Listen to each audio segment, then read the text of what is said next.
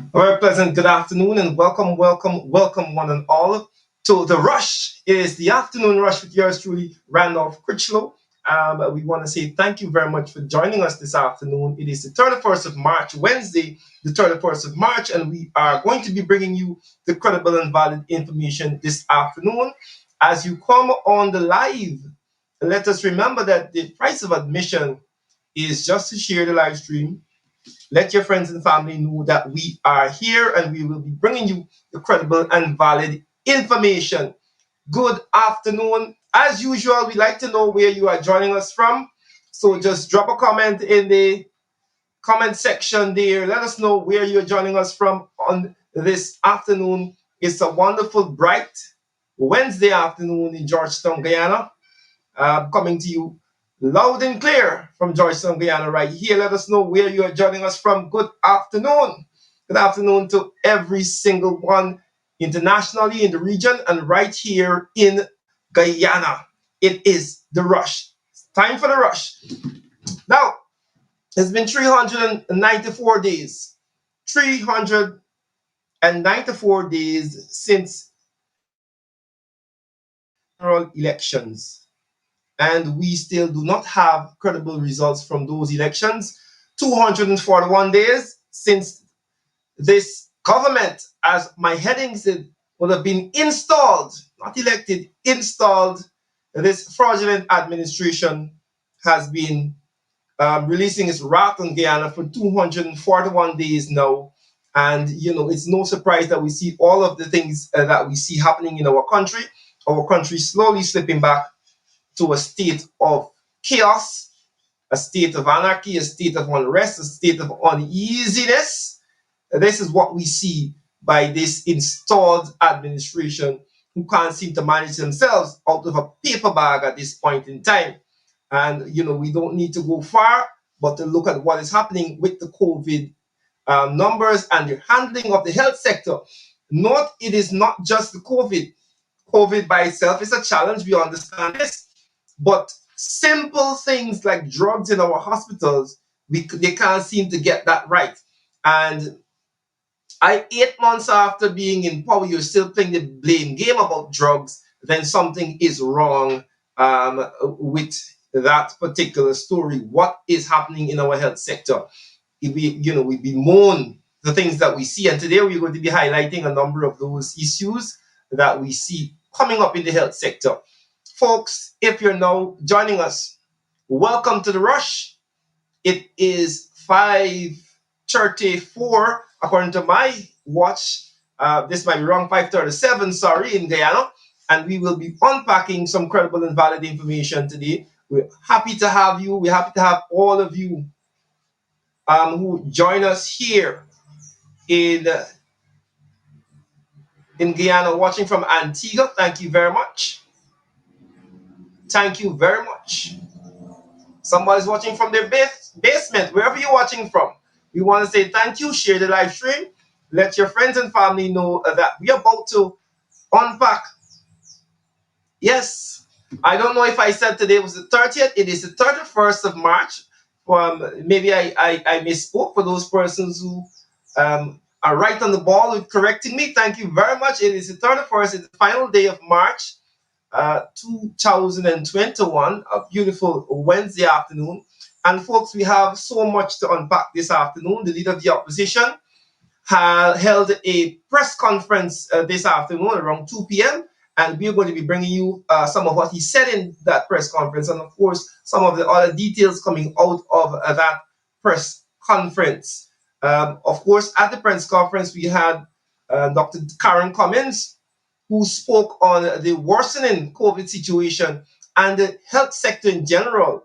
And we also heard from Ms. Gita Channon Edmonds, who spoke on the surging crime situation in Guyana. The surging crime situation. Why, it is no surprise, as I said at the beginning, it's no surprise that we see what is occurring in this country. The leader of the opposition also reminded Guyanese that we warned of this. We warned of the movement that happened in the Guyana police force. where persons who are known corrupt individuals who are removed by the APNU AFC were replaced. We saw the disbandment of the certain departments that are put there by the AP and UFC. We saw the degrading of the Ghana Police Force from day one. We saw the Ghana Police Force being used as a political tool. The police force was the political henchmen. And we are going to talk about that today as we unpack the issues keep coming out of the human rights report. The US Human Rights Report, of course, which was released today, right? It spoke about the arbitrary arrests. We're also going to talk about all the other things that they said about the Ghana Police Force. And remember when the chaplain prayed about these things, they wanted to fight the man. But we're going to be unpacking it this afternoon. Welcome in, guys. Again, let us know where you're watching us from. Barbados, this is Greenwich. Thank you very much for tuning in. Share the live stream. Let everyone know that we are live. Folks, the leader of the opposition held a post-shadow cabinet meeting this afternoon where he touched on a number of issues. And I want to bring those issues to you on the next side of this quick break that we're going to take as we get the ball rolling on the rush this afternoon.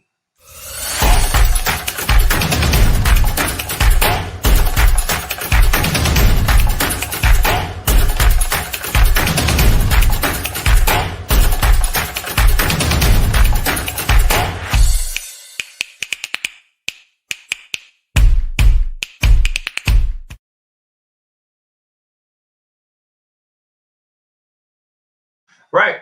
Welcome back, folks. Welcome back. And we are going to be sharing with you right now the leader of the opposition speaking this morning at his press conference.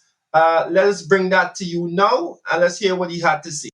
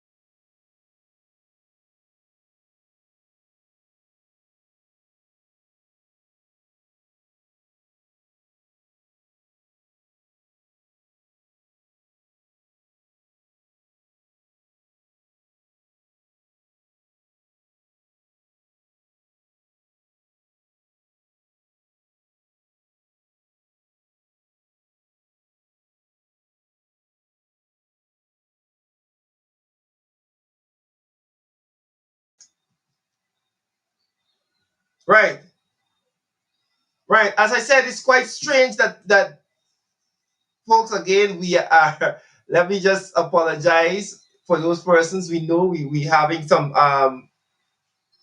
right technical difficulties. I hope that it has been sorted out now. Let me know if you hear me loud and clear. Let me just know if you are hearing me loud and clear. Let me just know if you're hearing me. Thank you very much for those persons who are tuned in, and I'm happy that you're hearing me now. Let us go back from the top.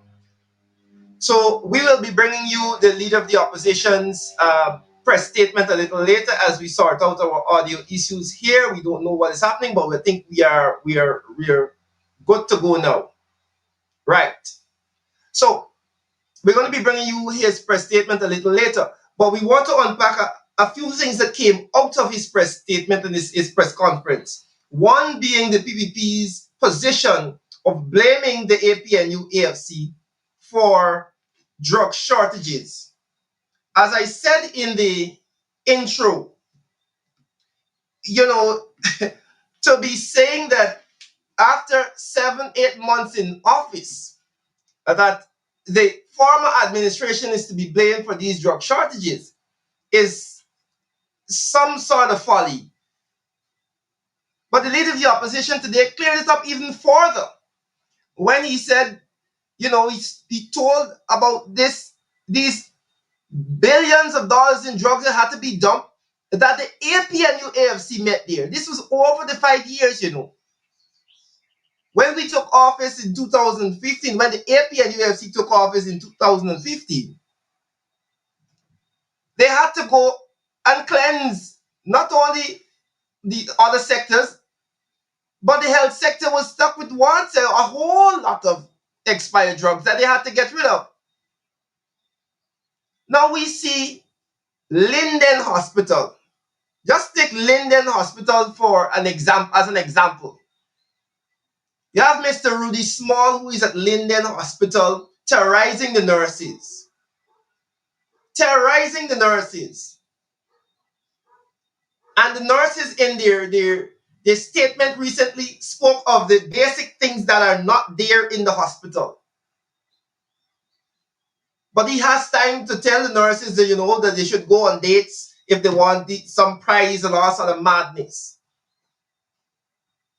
As I said, COVID aside, this administration seems not to know what is happening around the country in these health centers. Only last night we heard about those doctors who are basically saying, look, we can't deal with this. On the west side, we know about the shortage at the Mabaruma Health Center. We know about the shortages in Linden. We know about the shortages on the East Coast. But this is a continued trend. It's either the medication expired or they're not there. They're missing. They don't have them. Simple things like pain tablet. The most basic things.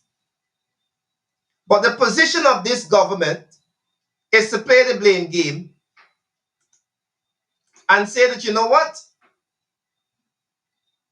Right? The AP and UFC is to blame after we've been sitting in power for 8 months. After the PVP sitting in power for 8 months, they're still playing the blame game in terms of these medications and all these shortages that we're seeing. That is what we're seeing here. Folks, we had Dr. Karen Cummins on earlier on the press conference, and she could have spoken to some of these things. You cannot tell the nation, this is not a cake shop you're running. You can't tell the nation after 8 months of sitting in the seat of power that is the other guy to be blamed. So what have you been doing for 8 months?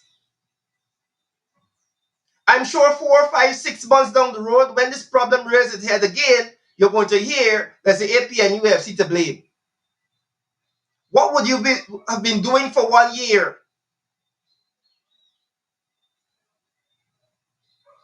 The health ministry, the health sector is a disaster. It's a disaster. And we had a quote from Dr. Karen Cummins earlier today from her press conference. I want to read it for you. I want to read that quote for you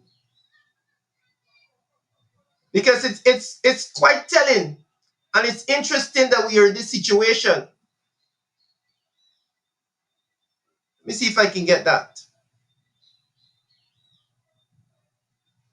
But she spoke about this crisis that we're in. The leader of the opposition also speaks of the crisis that we are in terms of COVID-19 and the general state of the health sector. So I can pull up this video for you.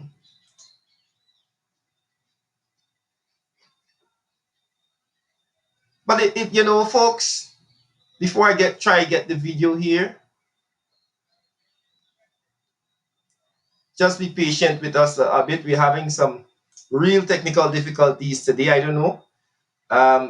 Seems as though the forces are against us today when it comes to our production here. But we're going to continue to unpack the credible and valid information. What else is in the news, folks? What else in the news? Let's go right here.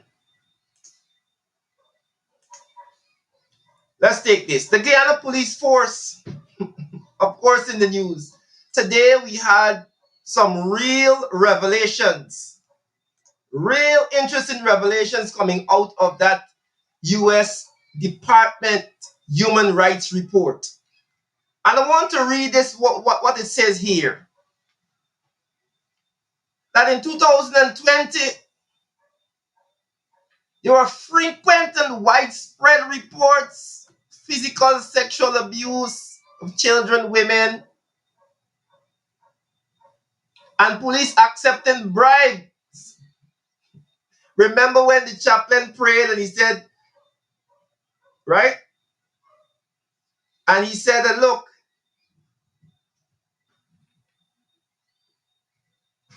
right, let me see if I can correct this issue. Yeah.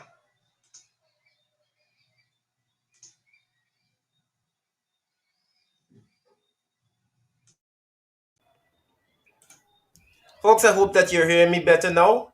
Our operators are working seriously behind the scenes to get all of the technical problems sorted. But we continue with what's in the news.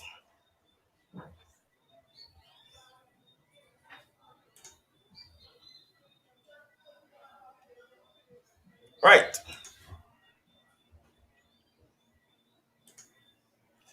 Let's continue with what's in the news. Let's just see what else we have here trending in the news. Folks, let me just get into the main story of the day. The Human Rights Report today on page 16 spoke of the arrest of the opposition chief whip, Christopher Jones. And that is what I want to get into today.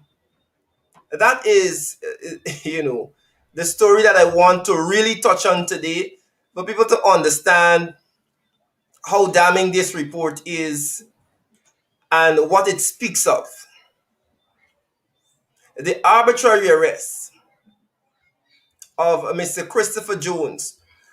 For those persons who are not aware, first, just to jog your memory here on what took place. Mr. Christopher Jones was a recipient of a grant that would have seen him open up a barbershop. That barbershop was intended, of course, to hire young people and give jobs to young people in his community. This was the purpose of the grant.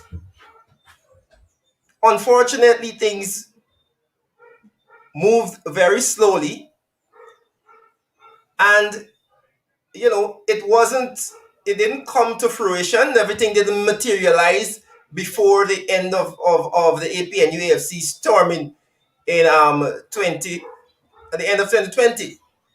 When the PPP were installed in August of 2020, as we would have mentioned before, it seems as though they were on this revenge vendetta campaign to get back at people. Christopher Jones, of course, who was very vocal, who was very upfront, who was afterwards named the opposition MP and chief whip, was in possession of those things to stock the barbershop. The chairs, the lights, the ceiling, the AC. These are things that are supposed to go into this barbershop from the grant he was given. He was awarded this grant to open this barbershop to employ young people. That's it. So he had these things in his home, of course, getting ready to go and start this barbershop. And I was reliably informed that that case will be heard tomorrow. And we'll be paying close attention to what happens in that case. Because it's not like Mr. Christopher Jones stole some barber chairs or stole some money from the government to do some barber chairs, These things were lawfully procured. They were in his name because the grant was awarded to him. The PPP, of course, didn't care about any of that. I'm just refreshing your memory on what happened here. They didn't care about any of that. They only cared about embarrassing Christopher Jones. They only cared about ensuring that whatever Christopher Jones had in his house, that the police parade it out of his house to make it seem as if Christopher Jones stole something from the government. That was their only concern. I'm saying it again, that was their only concern. Right? Their only concern was to embarrass Christopher Jones, as is the same with whether it be Trevor Benn, whether it be whoever. You have to besmirch and run the person's name in the ground through the mud. So the instruction, of course, had to have been ensure you get in Christopher Jones' house by any means necessary. You arrest him and you take him to the station for these items that are in his name. The items that were lawfully procured and gotten. A court order was presented on that said night. The police did not care about that. And these are the things that are highlighted in this report, this human rights report coming out today. Folks, these are not light matters. These are issues that you have to pay attention to. And we've been saying it from the beginning, that there seems to be a wanton disregard for the rule of law in Guyana. There seems to be a wanton disregard for due process. There seems to be a wanton disregard for any precedents. Because if a court order could have been presented and the police disregarded that and proceeded to break in to Mr. Jones's house to get out the items that belongs to him,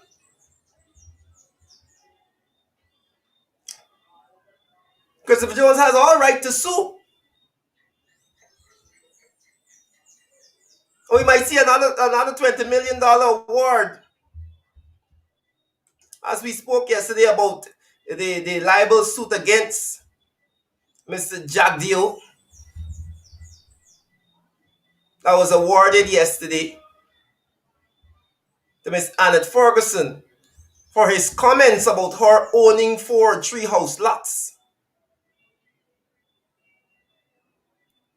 And allow me to digress here as I talk about these human rights issues and I talk about things that people say and do in an attempt to besmirch the good name of persons.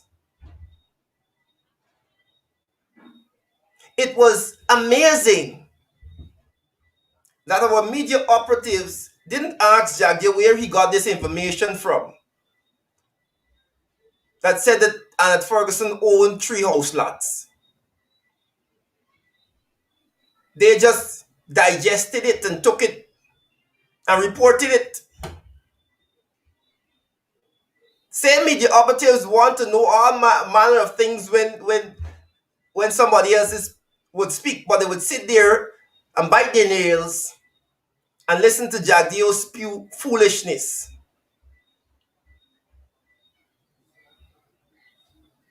The people who I'm talking to know exactly who they are. But let me not digress anymore. Let me go into some details on this report. It says that the law prohibits arbitrary arrest and detention and provides that the right of the person to challenge the lawfulness of his or her arrest or detention in court. Imagine this human rights report got to come and quote and tell we police force what they got to do because apparently their political handlers and masters are giving them instructions that are besides the law. In August, police arrested Christopher Jones, a senior member of the opposition, and searched his home. Although Jones had a court-issued injunction preventing the search. He was then released on bail the following day and still faced formal charges. And there's nobody that come out and say, what are these charges, They can't explain these charges. You can't say you've been charged. What are these charges? Because the evidence is there. Christopher Jones was given a grant. He didn't steal the money. He was given a grant to open up a barbershop.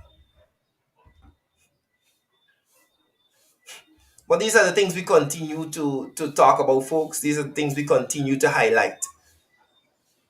And there is a trend, a continuing trend that we see in this country where we tend to accept things as they are. There's a PVP, we accept it. What are you going to do? What are we going to do? Folks, I'm saying that these are clear signs. This damning report is a clear sign that we are not heading in the right direction with this PPP government, this fraudulent PPP government.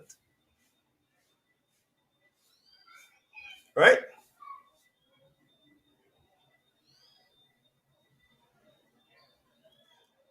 The report, is one thing. The report is one thing. But we as Guyanese have to at some point say, you know what? What are we going to do about it? Folks, the APNU AFC would have said and would have signaled very, very early that these are the things that we will continue to see.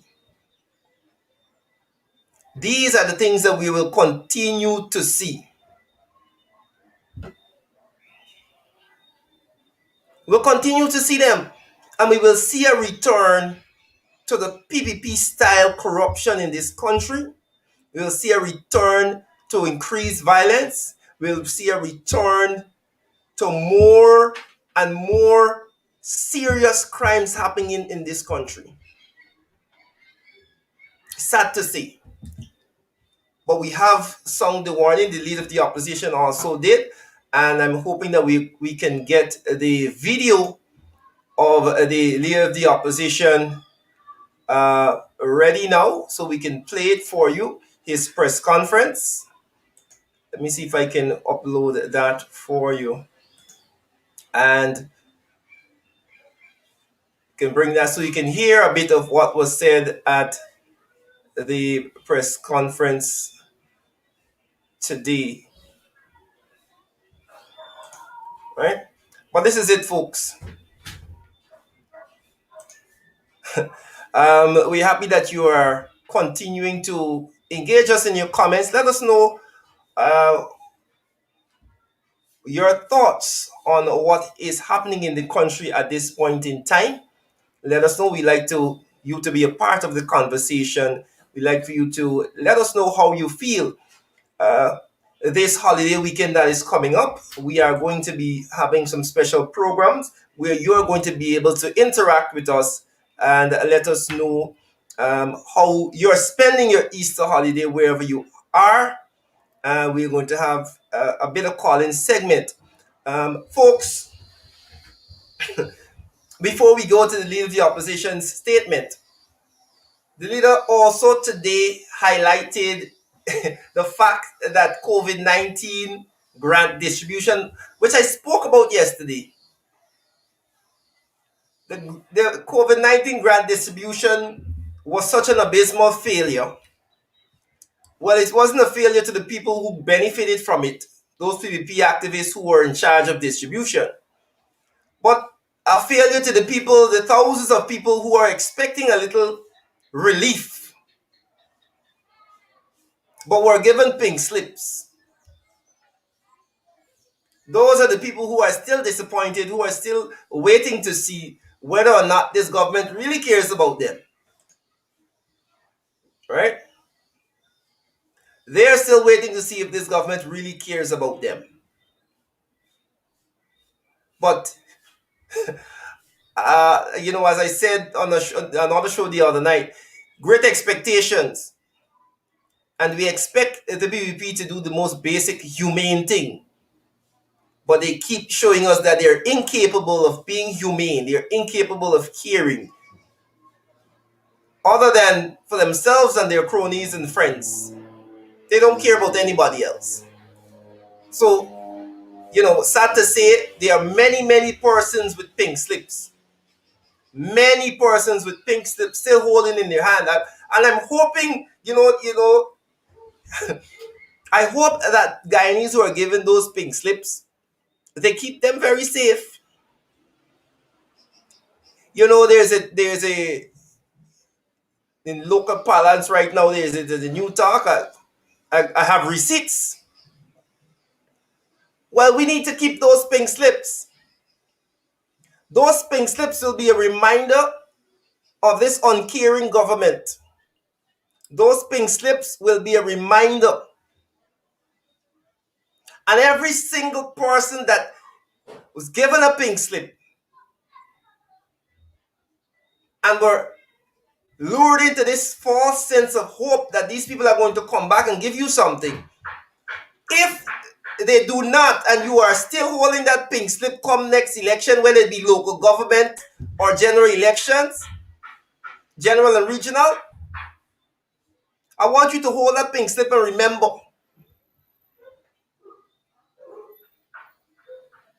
I want you to take out your pink slip and remember on that day when you have to go and put your X. And this is the government, that this is what they gave us to survive through the COVID, a pink slip. This is how we must make it through. This is our relief in a season of desperation, a pink slip.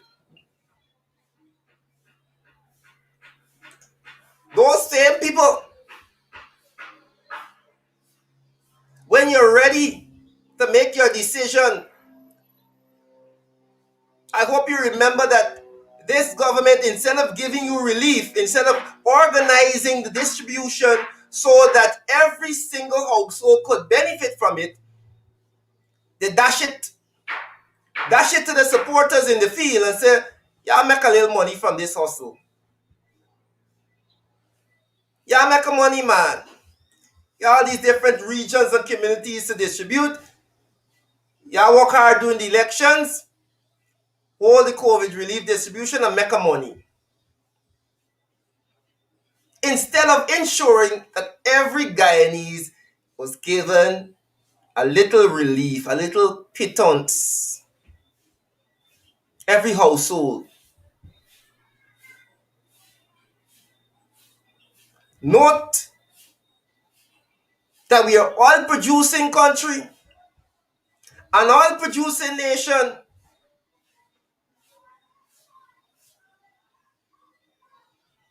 While they bungle the COVID distribution, at the same time, they are taking billions of taxpayers' dollars and they are pumping it into sugar.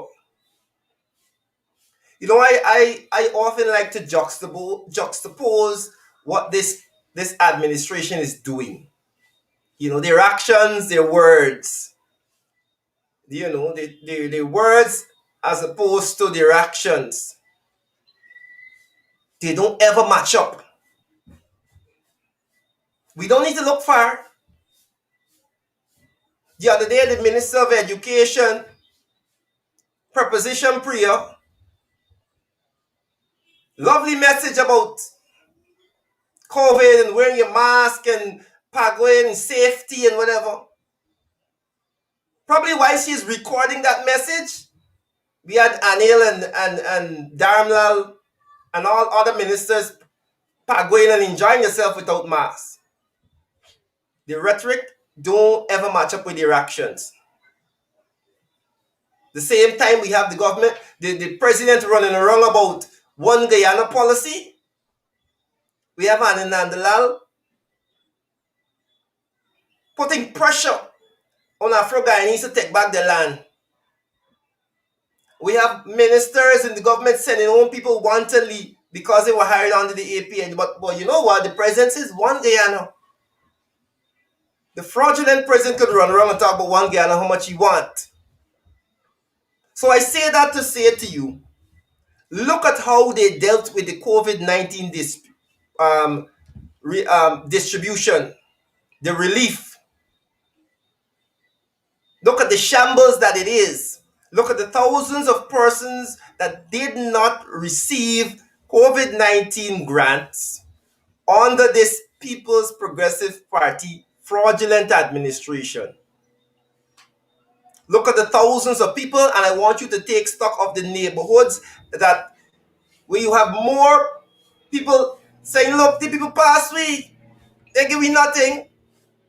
Ask if you own the house and then give me a pink slip. Right?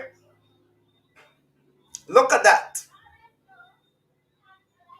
And then look at the fact that they're taking billions of your money and throwing it into a black hole that is Kaisuko.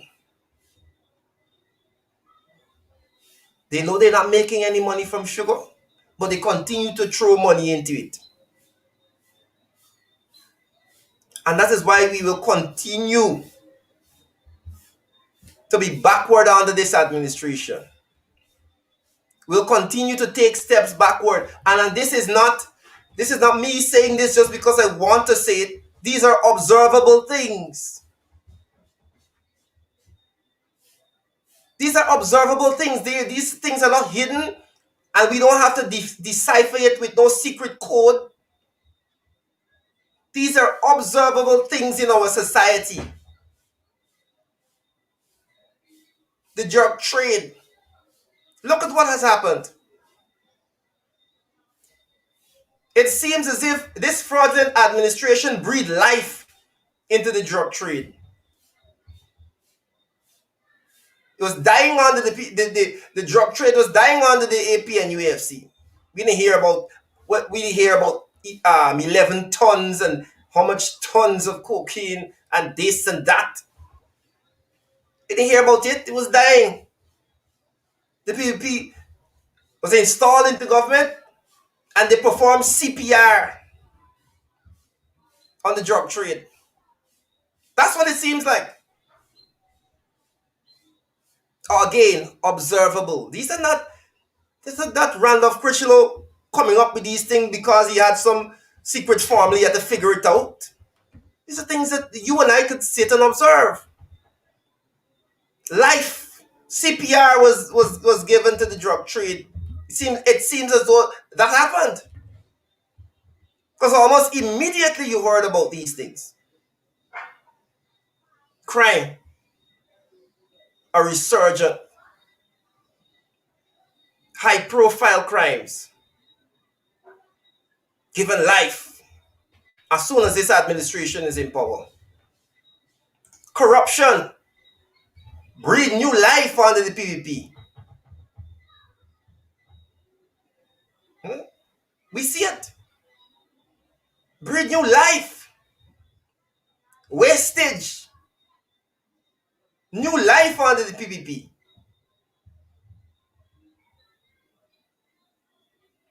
Political prosecutions. New life under the PVP. Folks, we say it every day, but at some point in time, Guyanese have to take this seriously. I'm hoping that day is not too far off. We're tracking a number of other stories, folks, as we continue here on The Rush this afternoon, tracking a number of other stories. That this afternoon we saw this. Let me just pull this up for you. This afternoon we saw this. What you're looking at, folks, are medical supplies dumped at the side of the road. Medical supplies. We're picking this up from Village Voice, and I have some other pictures to show you, but what you're looking at here is not normal things at the side of the road, a couple of empty boxes. These are medical supplies containing drugs that have been expired, dumped at the side of the road. This is the corner of Kwame and Forshaw. This is where we're living in. This is the country we're living in. As I said, it seems as though we have taken many steps backward. How? How do we get to a place where that amount of medical waste is dumped at the side of the road?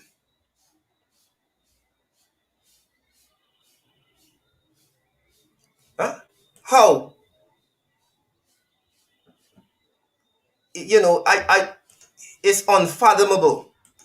It really is. It really is, folks. To see this sort of madness. Let me go and see if I can pull up some pictures to show you what is happening there. But this is where we are. And sometimes you say, man, these people can't be so bad and so mad. But this is where we are.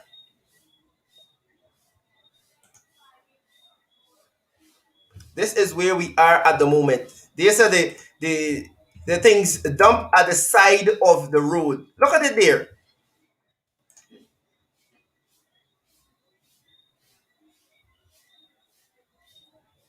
So let me show you. It's not normal things though. These are medical supplies.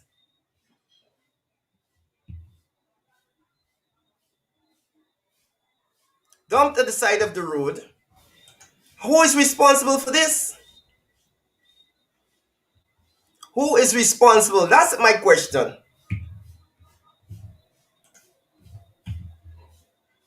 Look at it there. What are we doing in this country?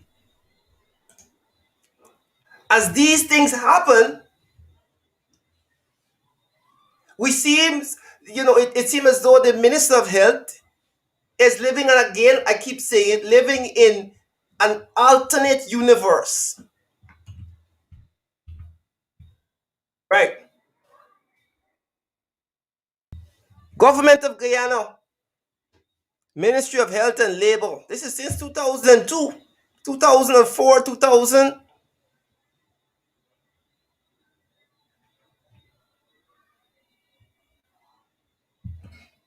Right? But that's where we are, folks. That is where we are. The mayor and city council are asking persons not to litter.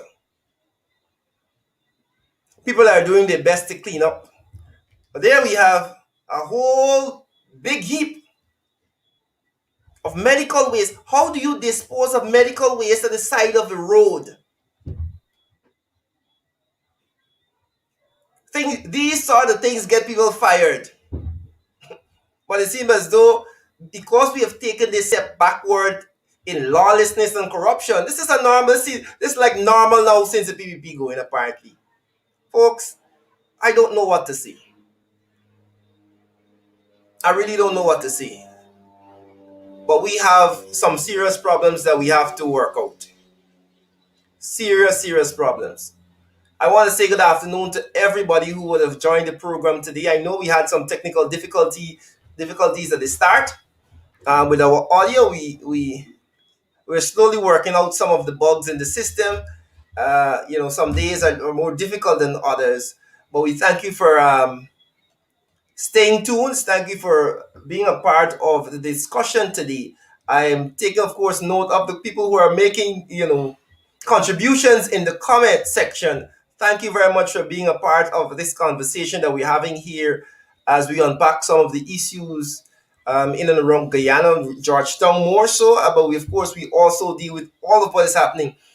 We note that the situation still continues in Linden. The nurses have still remained adamant that they are not going to be working under Mr. Rudy Small. A number of other issues happening around the country. We're going to be looking at that. Remember, on Friday, we'll have a special program. We will allow you to call in, share your views. We want to hear from you on the rush. We want to hear from you, and we want to get your contribution to the show. Again, I see all of you logged in. Thank you. Thank you very much. We are going to be posting the press statement by the leader of the opposition on the APNU AFC's main page this evening. So for those persons who missed it, you can join that broadcast. We'll be going live and we'll run the video so everybody can get an idea of what happened there in that press conference. That will be done at about 7 o'clock. And then, of course, at 8 o'clock, we'll have In the Ring with Sher Duncan as usual. I know you folks are already, when you're at 8 o'clock, you're settled in, you're in your homes, and you sit back and relax and enjoy some fighting in the ring with Sher. We know you look forward to that. The Afternoon Rush will be back tomorrow, and we'll be bringing you more of what is happening in and around Guyana. Folks, as I take my leave this afternoon, I know I normally have time for one more thing. That one more thing this afternoon is that we, as Guyanese, sorry, I can say as Guyana needs to take stock of where we are. Guyanese need to take stock of where we are. We have an uphill battle, an uphill task that will be facing us in the next few years. I say this because we have an administration that is bent on persecution and prosecution. They have a political vendetta to carry out. So whatever is ahead will not be easy. It will not be easy. But nothing that is worth fighting for is ever easy. Folks, we've been in this fight. Today is 241 days since this administration was installed. 241 days, and there's no intention to give up this fight. We don't intend to give it up. We have continued to highlight to you every single day why this fraudulent administration is not the one for Guyana. And it becomes clearer and clearer every day that we but we have taken many steps backwards in so many different facets of the country's operations. We see steps backwards. And as I said earlier, these are observable things. These are not magic, not scientific things we have to figure out. These are observable things. You sit back in your chair and you observe where this country was as opposed to where it is now after 8 short months. And from that, you can also start to predict where this country will be in about 2 or 3 years' time. And it's not a very nice place. So, folks, I know we're ending on a bit of a sour note, but know that there's light at the end of the tunnel, that we have to continue fighting. We have to continue speaking the truth. We have to continue ensuring that you know what the credible and valid information is. And we'll do that every single day here on The Rush and our other programs. We invite you to join them when we're on. My name is Randolph Critchlow. I want to say thank you very much to those persons who joined us. And do remember that we're on at 5:30. In the Ring with Sherrod Duncan is on at 8, and we'll be showing the leader of the opposition's press conference, his press statement, at 7 p.m. And that is about in about a little over a half an hour time. Do enjoy the rest of your evening, and remember, let's continue to work for national development.